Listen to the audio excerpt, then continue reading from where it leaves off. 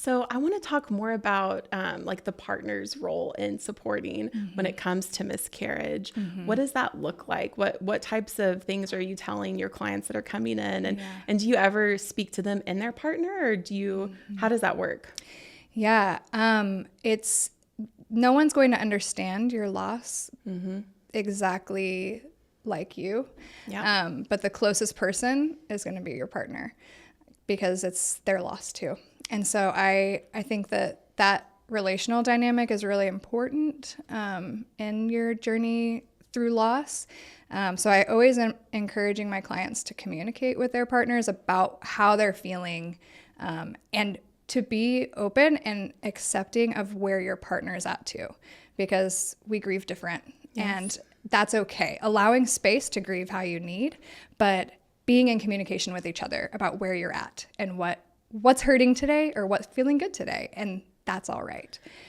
That's such great advice. And I feel like there's such a stigma around miscarriage. And I feel like there's a stigma around just sharing the good news, right? Whenever you take that pregnancy test and it's positive, and then you have the world telling you, wait, you better not tell anyone. What if something happens? And this is something that you and I actually haven't talked about, but so you know that I have a 2.5-year-old Annie.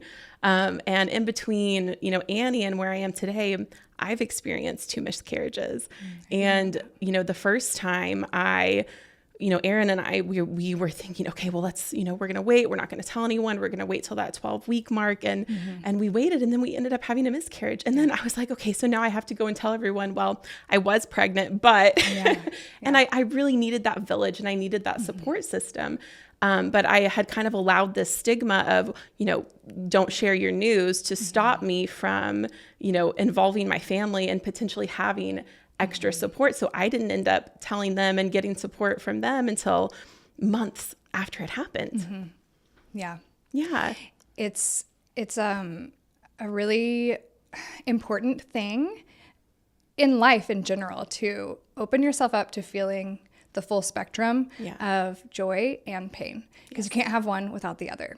And everyone's preferences are different. Everyone's comfort level is different. But I always encourage people to celebrate. Like, if you have an opportunity to celebrate, celebrate. And if that changes tomorrow and it's pain, at least you celebrate it. Right. And just to allow closeness in your relationships, I think helps the healing process.